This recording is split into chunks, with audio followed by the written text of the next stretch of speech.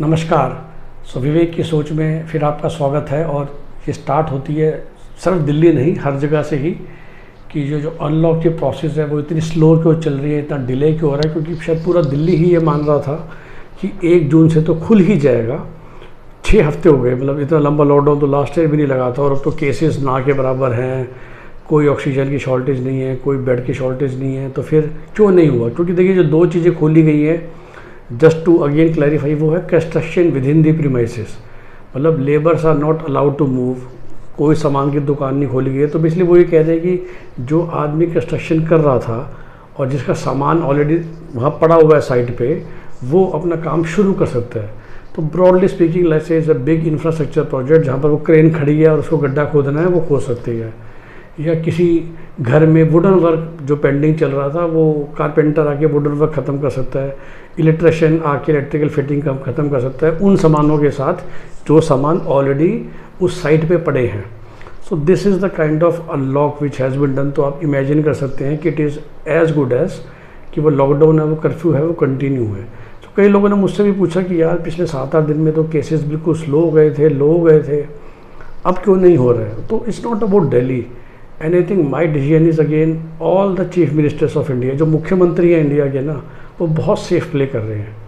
और ये जो चीज़ है, ये आपको एक बड़ी थॉट की तरफ लेके जाती है। वो होता है कि सेंस ऑफ रिस्पॉन्सिबिलिटी या करेज टू टेक रिस्पॉन्सिबिलिटी। तो देखिए, लास्ट ईयर सेंट्रल गवर्नमेंट ने, प्राइम मिनिस्टर मोदी ने एक बहुत बड़ा डिसीजन लिया था और अपने कंधे पे ले लिया था। ठीक है, मैंने लॉकडाउन किया, आज तक हम उन्हें गालियाँ दे रहे हैं कि अचानक से लॉकडाउन कर दिया था, माइग्रेंट लोग पैदल गए, यहाँ गए, वहाँ गए।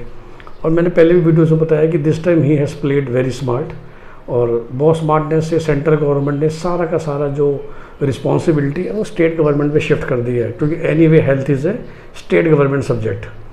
और उन्होंने बोला कि भाई एज ए सेंट्रल गवर्नमेंट हमारा काम है सेंट्रल लेवल पे आपको ऑक्सीजन प्रोवाइड कराना, वो हमने करा दिया। अब तो कहीं पर भी हम ऑक्सीजन की कमी नहीं सुनते हैं। सेंट्रल लेवल पे आपको बेसिक मेडिसिन का जो भी एक नॉर्मल फ्लो चल रहा है वो प्रोवाइड करा देना।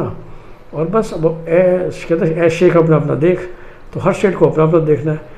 वेरी फ्रैंकली देख सकते हैं, लेकिन मुख्यमंत्री घबराए हुए हैं।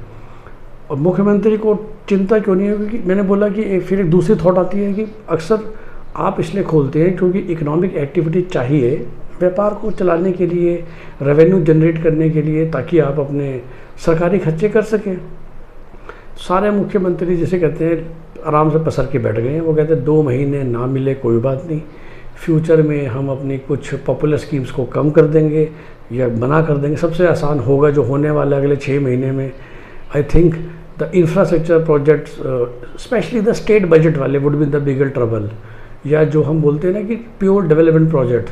सो दिल्ली की अगर बात करूँ तो अगले 6 महीने तक कोई डीटीसी की नई बसें नहीं खरीदी जाएंगी। तो इस तरह के खर्चे रोक लिए जाएंगे सरकारों के द्वारा, और पब्लिक पुरानी बसों में ही धक्के खाएगी। तो इस तरह के जो मतलब लॉन्ग लास्टिंग प्रोजेक्ट्स होते हैं, कल्चरल इवेंट्स पे पैसा खर्च करना या मिनिस्ट्री ऑफ कल्चर वगैरह जैसे हम कहते थे, वो सब काम रोक दिए जाएंगे। क्योंकि वो जो गरीबों के लिए काम करना है, बिजली पानी मुफ्त देना, वो सब तो चलेगा ही चलेगा, वरना वोट नहीं मिलेंगे। तो वो सब चलता रहेगा, वो सब चल ही रहा है। और ये जो गरीब है, इनको which is 70% of the population of India, इनको फ्री खाना भी मिल रहा है, राशन भी मिल रहा है, कैश ट्रांसफ़र भी हो रहा है 4,000, 5,000, 2,000 पर फैमिली, और उनकी वजह से उनका गुजारा तो हो ही रहा है। तो जो बिगेस्ट सफरर है इस लॉकडाउन एक्सटेंशन का, वो है वो जो रेस्ट 20% हैं, जो छोटे दुकानदार हैं, छोटे व्यापारी हैं, छोटी फैक्ट्री चलाने वाले हैं, छोटी नौकरी करने वाले हैं। क्योंकि जो इन IT में काम करते हैं उनको सैलरी मिल रही है वर्क फ्रॉम होम, सरकारी लोगों को सैलरी मिल रही है।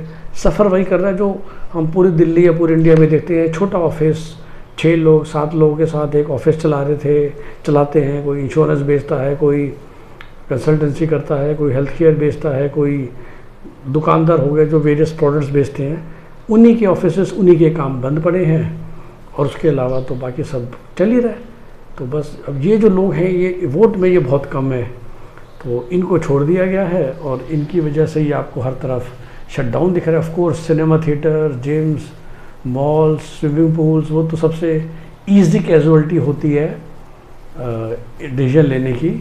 तो वो तो बेचारे मरे ही रहेंगे अगले कई सालों तक। जो मैंने बहुत पहले भी बताया था साल पहले कि जो 5 इंडस्ट्रीज़ हैं जिनका कोविड की वजह से बहुत बुरा हाल हो चुका है और होएगा, और शायद बंद ही हो जाएंगी, वो वही theatres, entertainment, tourism, hotel industry की हालत बहुत टाइट है ही और टाइट ही रहेगी।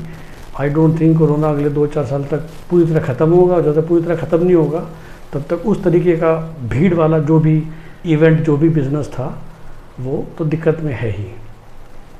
सो ये है कारण कि अनलॉक क्यों नहीं हो रहा और लॉकडाउन क्यों बढ़ता जा रहा है हर स्टेट्स में, जहाँ पर इवन केसेस कम भी हो गए हैं, ना के बराबर हो गए हैं, बेड्स वेड सब अवेलेबल हैं, फिर भी मुख्यमंत्री नहीं खोल रहे क्योंकि कोई रिस्क ही नहीं लेना चाहता, कोई जिम्मेवारी नहीं लेना चाहता कि खोला कुछ भी नहीं बढ़ा तो कोई वाहवाही नहीं मिलेगी। सही बताऊँ, क्योंकि वाहवाही तो खाली 10% लोगों ने देनी है और बंद करके रखो तो बाकी 70% वोटर है वो खुश हैं।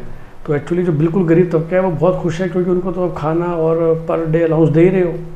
ये जो बीच के लोग हैं ना, जो मुफ्त का खाना खाने नहीं जा सकते, जो जिन्हें आप per day allowance, per month allowance 5-7 हज़ार का नहीं दे रहे हो, भाई जो मैं हमेशा कहता हूँ 25 से 50 हज़ार फैमिली इनकम वाले, they are in the biggest trouble last year also, this year also. उनके बारे में कोई नहीं सोचता क्योंकि वो वोटिंग में बहुत स्मॉल परसेंटेज है। धन्यवाद।